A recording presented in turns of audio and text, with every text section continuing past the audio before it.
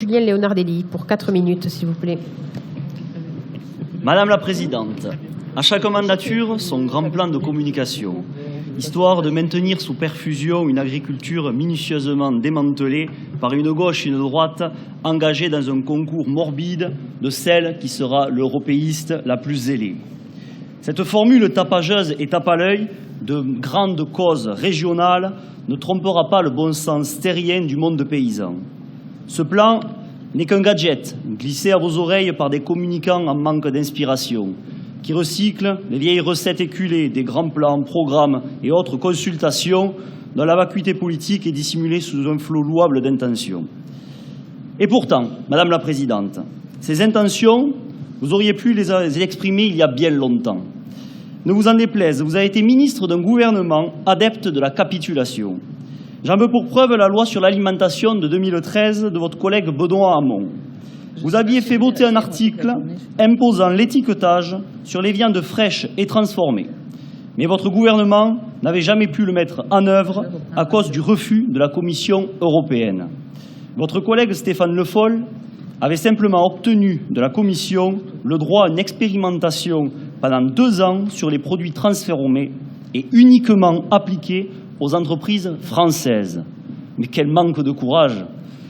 Je vous rappelle également que vos amis socialistes européens, main dans la main avec la droite du PPE, ont voté pour le CETA et que votre gouvernement s'était prononcé en faveur de ce traité en connaissance de cause.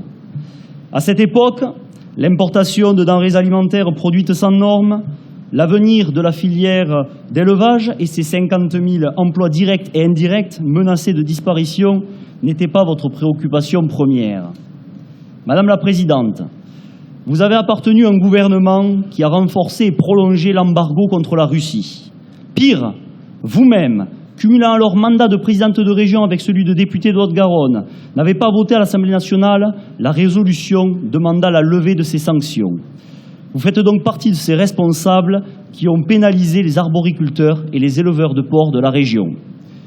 Vous prétendez défendre les PME, défendre nos producteurs traditionnels, nos productions distinguées par des labels de qualité, alors que votre idéologie sans frontières, de laquelle découlent ces traités commerciaux, fait la joie de multinationales qui s'engraissent sur le dos des pauvres des pays du Sud pour revendre des produits sans qualité aux chômeurs des pays du Nord. Soumission, hypocrisie, enfumage, voilà le triptyque qui résume l'engagement des socialistes pour sauver le monde agricole. Les paysans d'Occitanie savent, malgré vos effets de manche, que la gauche est leur faux ami. L'agriculture française se trouve en phase terminale et vos œillères idéologiques vous empêchent de voir qu'une autre voie est possible pour éclaircir le sombre horizon de nos agriculteurs. Pour cela, il faut redonner à la France un espace de souveraineté, des protections douanières dont les Français sont demandeurs, et cesser de tout déléguer à la Commission européenne. Nous devons privilégier les accords bilatéraux, plus respectueux des spécificités nationales. Exiger que les produits importés destinés à l'alimentation soient obligatoirement étiquetés et agréés par les autorités de contrôle des pays importateurs. Nous devons lutter contre la concurrence intra-européenne et les inégalités de normes qui entraînent un dumping au sein même du marché européen. Sans ces engagements et ces changements structurels indispensables, vous savez pertinemment, Madame la Présidente, que votre consultation régionale sur l'alimentation ne servira malheureusement à rien.